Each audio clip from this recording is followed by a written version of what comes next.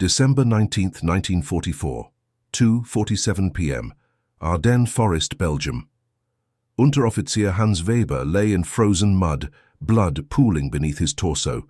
Mortar fragments had torn through his abdomen and left thigh. 14 American soldiers had fallen to his Karabiner 98K in 48 hours. Now Rangers from the 2nd Infantry Division surrounded him, rifles pointed at his chest. In Wehrmacht doctrine, snipers captured alive received no quarter. Weber had executed 2 Soviet marksmen himself under direct orders. He closed his eyes and waited for the bullet. The Ranger sergeant lowered his M1 Garand and shouted something Weber didn't understand. 2 men in different uniforms, red crosses on white armbands, pushed through the circle. Before we continue with Hans Weber's incredible story, we need your help to keep these forgotten heroes alive. If you're already hooked by what you're hearing, hit that like button right now. It tells YouTube to share this with more people who care about real history. Subscribe to this channel so you never miss another story of courage and innovation from World War II. And here's something we love. Drop a comment below and tell us where you're watching from. Your country, your city. We have viewers from Buenos Aires to Berlin, from Manila to Montreal. Are you a veteran? Did your grandfather serve? Do you have a connection to this war? We want to hear from you. Now back to the Ardennes Forest, December 19, 1944, where Hans Weber was about to discover that his enemy possessed medicine that would seem like sorcery.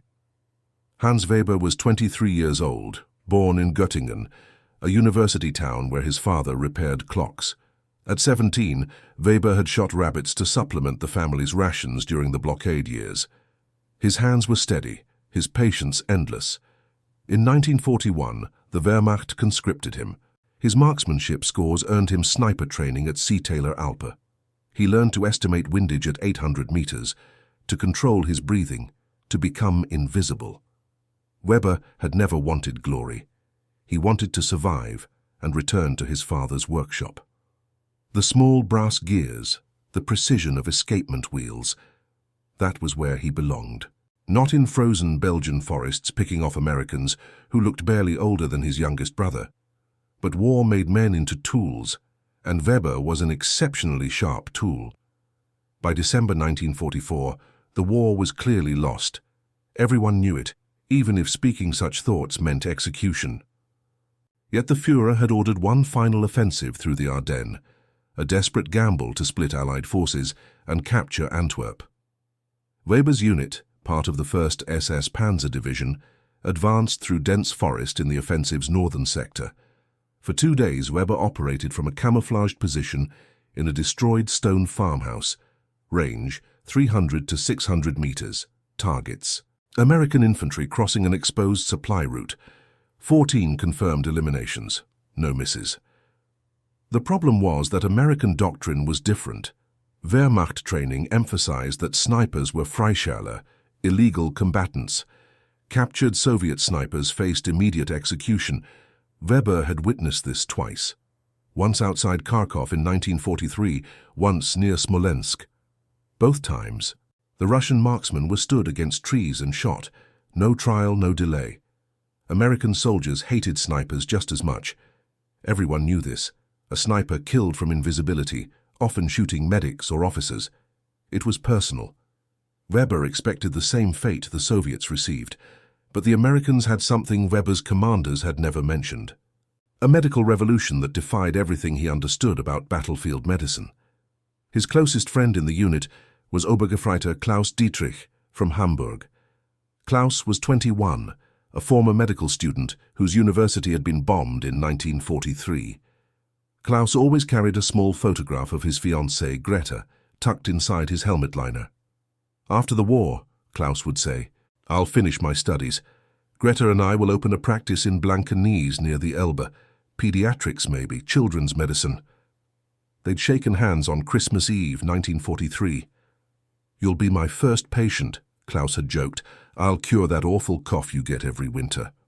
Klaus died on December 17, 1944. An American artillery barrage caught their squad in the open near Bütgenbach. A 105mm shell landed 8 meters away. Klaus bled out in 4 minutes from femoral artery severance. Weber held his hand. There was nothing anyone could do. No Wehrmacht medic carried enough bandages for that kind of wound.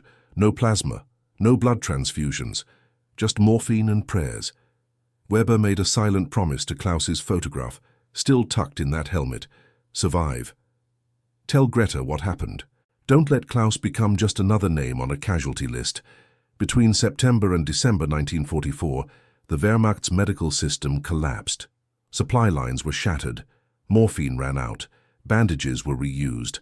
Blood transfusions required donor and recipient in the same location, nearly impossible in mobile warfare. German soldiers wounded in the abdomen had a 68% chance of dying before reaching a field hospital.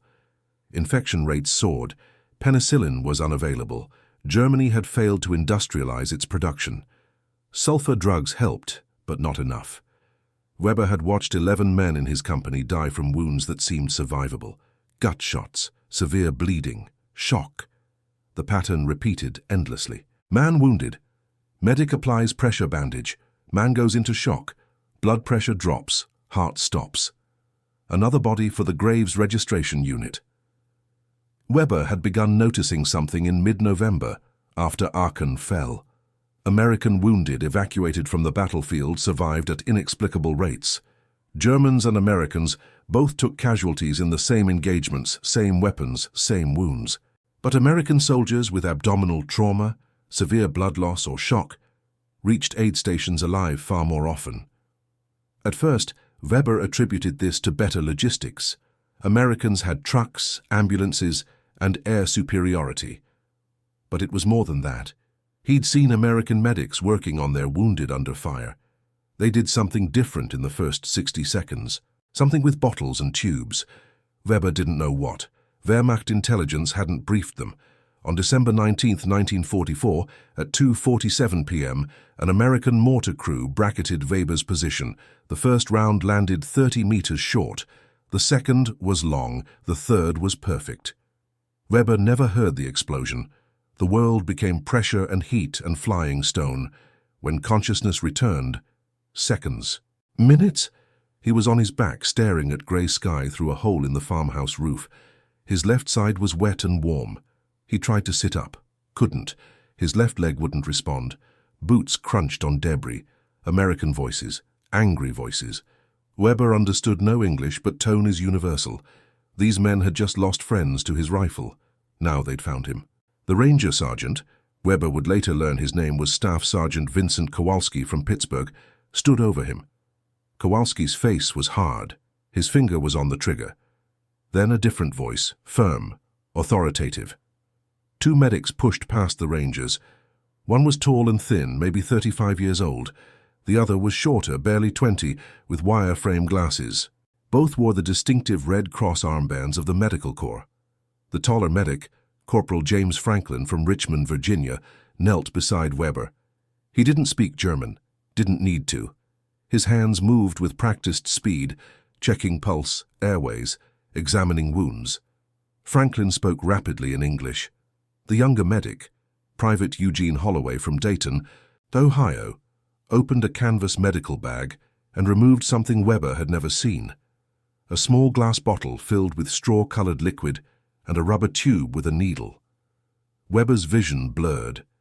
Shock was setting in, blood pressure dropping. He was dying. He knew the feeling, he'd seen it enough times. Franklin's hands were on his arm, wiping it with alcohol. The sharp smell cut through the cordite stench. Then a needle pierced his skin. Cold liquid began flowing into his vein. Weber's last coherent thought before unconsciousness was confusion. Why were they trying to save him? He'd killed their men. He expected a bullet, not medicine. The liquid in that bottle was plasma, and it was about to save his life. The story of how plasma came to the battlefield begins far from Belgium. It begins in a Presbyterian hospital laboratory in New York City in 1940 with Dr. Charles Drew. Drew was a black surgeon and researcher who had spent years studying blood preservation. The problem was simple but deadly. Whole blood spoiled rapidly. It required refrigeration, careful typing, and matching between donor and recipient. In combat conditions, these requirements were nearly impossible to meet. Drew discovered that blood plasma, the liquid component without red cells, could be freeze-dried, stored at room temperature for months, and reconstituted with sterile water. More importantly, plasma required no typing. It was universal. Plasma worked because it addressed the immediate cause of shock, loss of blood volume. When a soldier lost significant blood, his circulatory system couldn't maintain pressure. Organs starved for oxygen, the heart failed. Plasma restored volume, buying critical time for the body to stabilize. The American Red Cross and Navy Medical Department mass-produced dried plasma starting in 1941. By 1944, every American combat medic carried multiple plasma units in his aid bag. German forces had no equivalent. The Wehrmacht possessed limited liquid plasma stocks requiring refrigeration, useless for frontline combat medicine. For American medics, plasma was the first-line treatment for shock. The procedure was drilled into every medical corps soldier. Expose the vein, usually inside the elbow. Swab with alcohol. Insert the needle. Open the flow valve. Monitor patient response. The entire process took less than 3 minutes, and it was transforming battlefield survival rates. Between June and December 1944, American forces in Europe administered over 180 Säuren plasma units. Survival rates for soldiers with severe hemorrhage or shock improved by 42% compared to World War I. Abdominal wounds, historically 70% fatal, became survivable if plasma reached the casualty within the golden hour. But plasma wasn't just a medical tool, it was a statement of values. American doctrine mandated treating all casualties, including enemy wounded, to the same standard as U.S. personnel. Geneva Conventions required it, but American medics genuinely believed it. This wasn't universal. Soviet medics openly deprioritized German wounded. Many Wehrmacht units provided minimal care to enemy casualties. Corporal Franklin had treated over 200 casualties since landing in Normandy. 53 were German. He'd given them the same plasma, same morphine, same effort as American GIs. To Franklin, wounded men weren't enemies. They were patients. So when he found Weber bleeding out in that farmhouse, Franklin's response was automatic. Patient in shock, massive blood loss, potential abdominal perforation. Treatment protocol: establish IV access, administer plasma, control hemorrhage, evacuate to aid station. The fact that this patient had killed 14 Americans didn't change the protocol. Franklin worked methodically. The first plasma unit went into Weber's right arm. Holloway cut away Weber's uniform and applied compression bandages to the thigh wound. The abdominal injury was worse: multiple fragment entry wounds, possible intestinal perforation. Weber regained consciousness after the second plasma unit. His vision cleared slightly. The American medic was adjusting the flow rate on the IV tube. Behind him, Rangers were searching the farmhouse, angry voices echoing. Sergeant Kowalski appeared. He said something harsh in English, gesturing at Weber with his rifle. Franklin replied without looking up. His tone was calm, but non-negotiable. Kowalski argued. Franklin kept working. Finally, Kowalski spat in the dirt and walked away. Holloway leaned close to Franklin. "Sarge isn't happy." "Sarge can file a complaint with the chaplain," Franklin said. "Right now, this man needs a third unit and a surgeon." The third plasma bottle went in. Weber's blood pressure stabilized. Not normal, but enough. His body was responding. The plasma was expanding his circulatory volume, preventing total cardiovascular collapse. Franklin called for a litter. 4 infantrymen carried Weber to a jeep ambulance. The ride to the battalion aid station took 17 minutes over frozen, cratered roads. Every bump sent agony through Weber's abdomen, but he remained conscious. The plasma was keeping him alive. At the aid station, a surgeon, Captain Morris Abrams from Chicago, assessed the damage.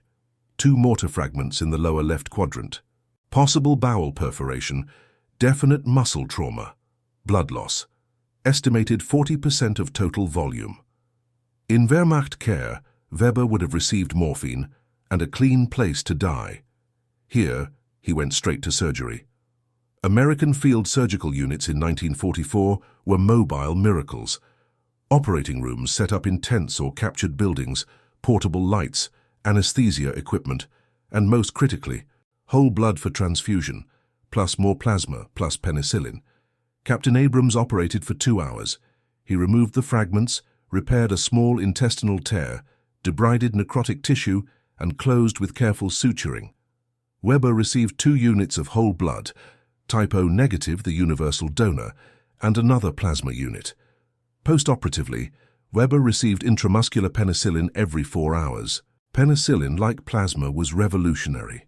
German forces had essentially none. American forces had abundant supplies. Infection rates in American field hospitals were 70% lower than comparable German facilities. Weber woke in a recovery tent, canvas walls, wood stove heat, the smell of antiseptic. An American private, a medical orderly, was checking his pulse. Weber tried to speak. His throat was raw from the anesthesia tube. The orderly offered water. Weber drank. "You're lucky," the orderly said in broken German. "Doctor says you live. No infection." Weber didn't feel lucky. He felt confused and ashamed. Word of Weber's treatment spread through the Ranger Battalion. Reactions were mixed. Some soldiers were furious. "We should have left that Nazi bastard to bleed out," one private said openly. "He killed Jimmy Castellano. Shot him right through the neck. Jimmy was from my neighborhood. Now we're wasting plasma on the guy who did it." Others were pragmatic. "Rules are rules," a corporal observed. "We treat prisoners. That's what separates us from them. You want to act like SS? Go join the other side." But the medics were unanimous. Franklin wrote in a letter home to his wife, "We saved a German sniper today." Some of the boys were angry. "But that's not my job to judge who deserves treatment. My job is to treat. If we start deciding who's worthy of medicine, we become what we're fighting against." Over the next 6 days, Weber recovered in the American field hospital. His abdominal wound healed cleanly. The penicillin prevented infection. His leg wound closed. By Christmas Day, he could sit up and take solid food. An American intelligence officer interviewed him. Standard procedure for captured soldiers. Weber answered questions about unit strength and positions, information already outdated by rapid Allied advances. The officer was professional, not hostile. On December 28th, Weber was transferred to a prisoner of war hospital in the rear. There he encountered other wounded German soldiers. Their stories were identical. American medics had treated them with the same care as US casualties. Many had received plasma. All had received penicillin. One Gefreiter from Weber's own division had been wounded 3 weeks earlier near Elsenborn Ridge. "They gave me some kind of fluid from a bottle," he said. "Within minutes I felt stronger. The American medic said it was like blood, but not blood. He said it would keep me alive until I reached the doctors." The Gefreiter lifted his shirt, showing a clean surgical scar. "They saved my life. I don't understand it. We were taught Americans torture prisoners." The dissonance was overwhelming. Weber had been indoctrinated since 1941. Americans were degenerate materialists, weak, cowardly, unworthy opponents. But the evidence before him contradicted everything. The Americans had medicine that seemed like sorcery. They treated enemies with compassion. They followed rules even when anger and revenge would have been easier. Weber lay in his hospital cot and thought about Klaus. Klaus, who'd dreamed of being a children's doctor. Klaus, who'd bled to death in 4 minutes because the Wehrmacht had no plasma, no penicillin, no advanced battlefield medicine. Klaus had died for nothing, fighting for a regime that couldn't even supply its medics with basic life-saving equipment. By January 1945, the extent of American medical superiority became clear through German intelligence reports.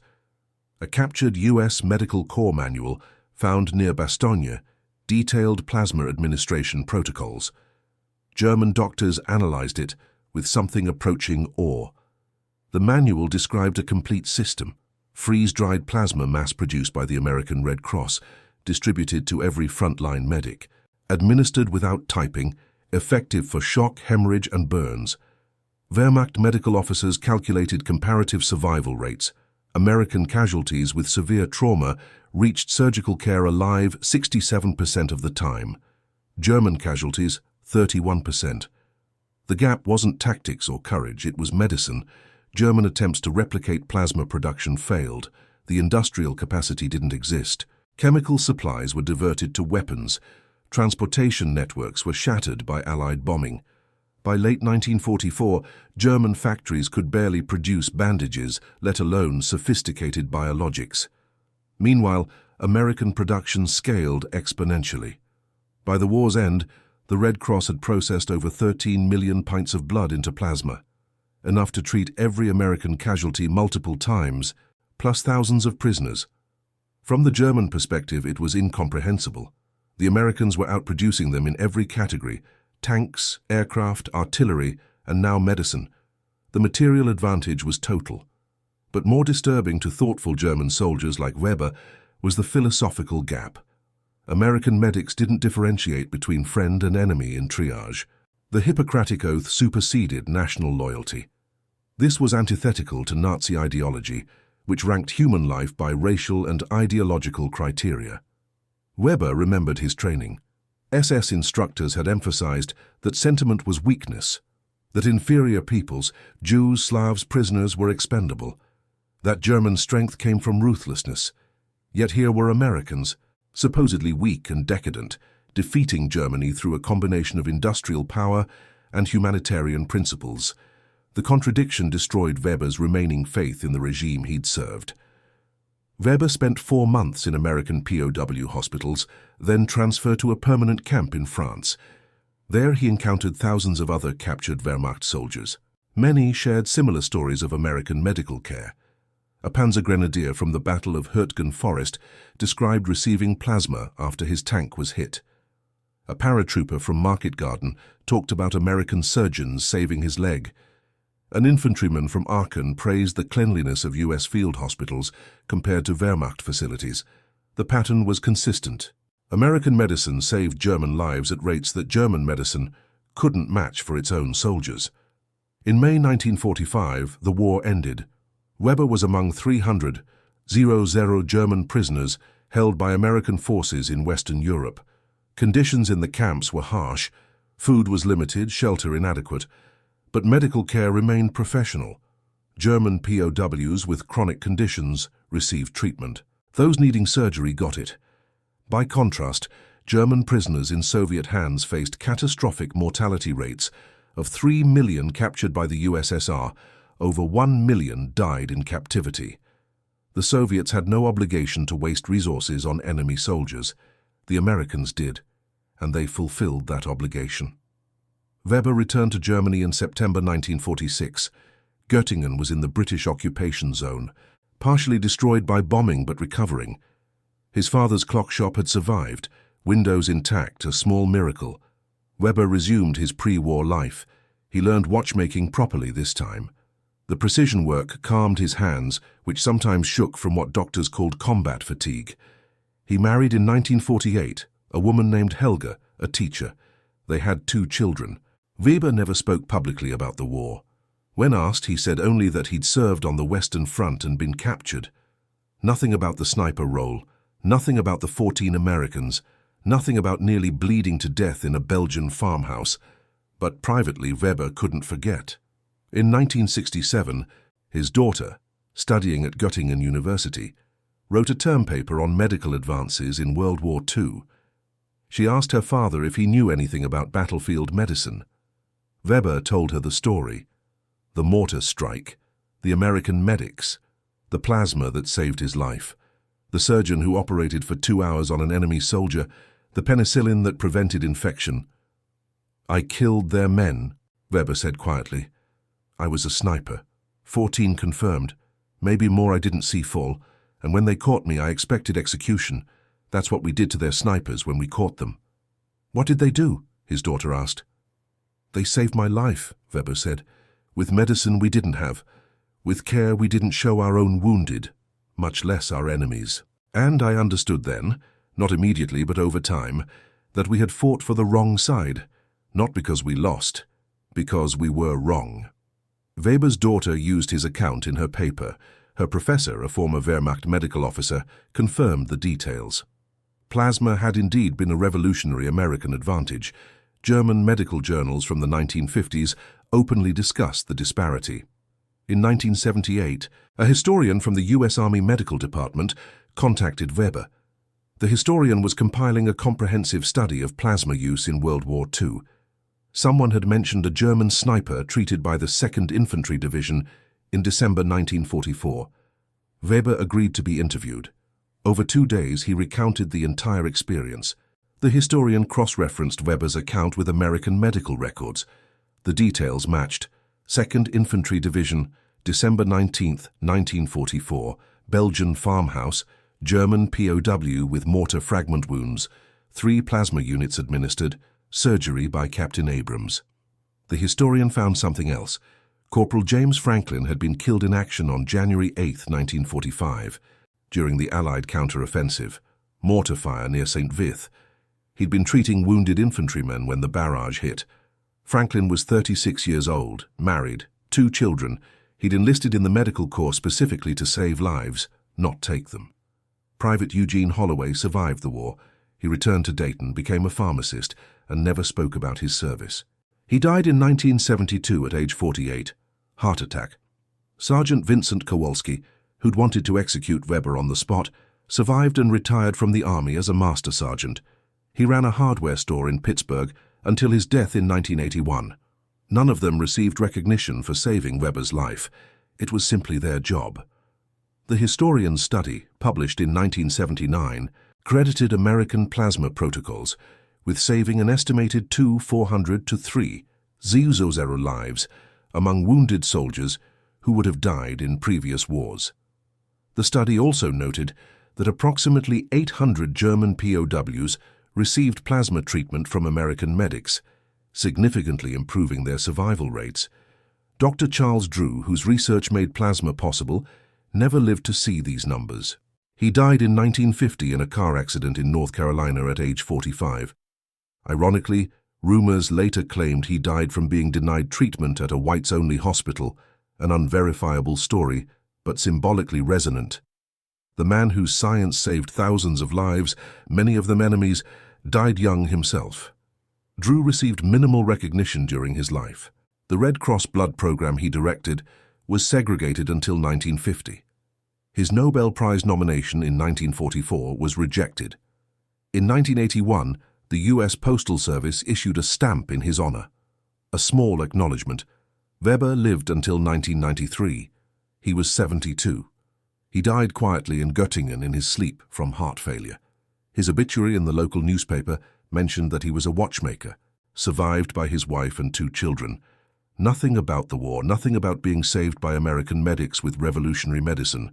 No memorial marked his story, no plaque in Göttingen, no museum exhibit. But his daughter kept the letter he wrote in 1982, addressed to whom it may concern. My name is Hans Weber.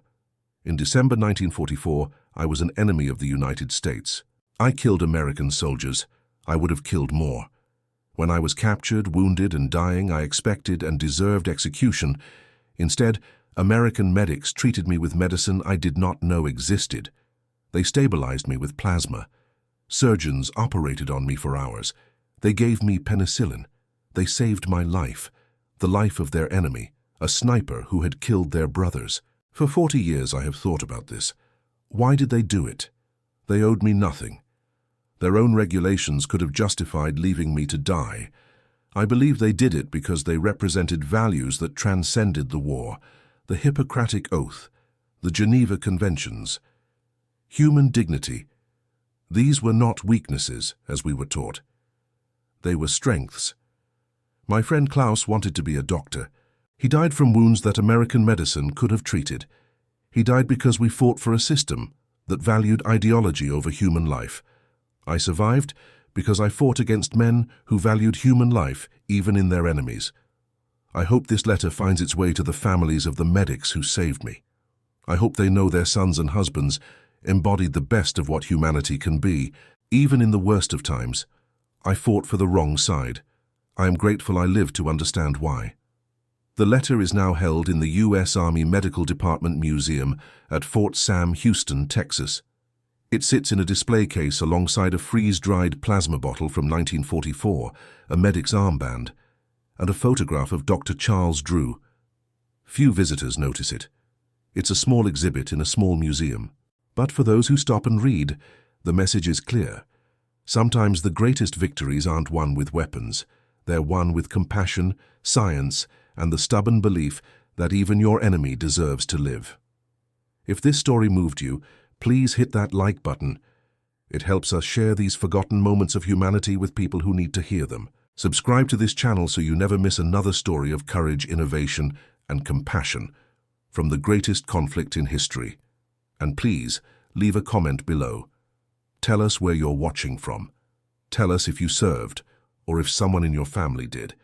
Tell us what you think about American medics choosing to save an enemy sniper's life. These stories matter because they remind us that even in war, humanity can survive, that our values are tested most when we face our enemies, and that sometimes the strongest thing you can do is show mercy. Thank you for keeping these memories alive. Historical note: plasma use in World War II saved thousands of lives on all sides. The American Red Cross Blood Program, directed by Dr. Charles Drew, processed over 13 million pints of blood into freeze-dried plasma. Survival rates for severe trauma improved by over 40% compared to World War I. German forces lacked equivalent plasma production capacity throughout the war, contributing to higher casualty mortality rates. American medical protocols mandated treating all casualties, including enemy wounded, to the same standard. This story represents one of thousands of similar cases documented in U.S. Army medical records from 1944-1945.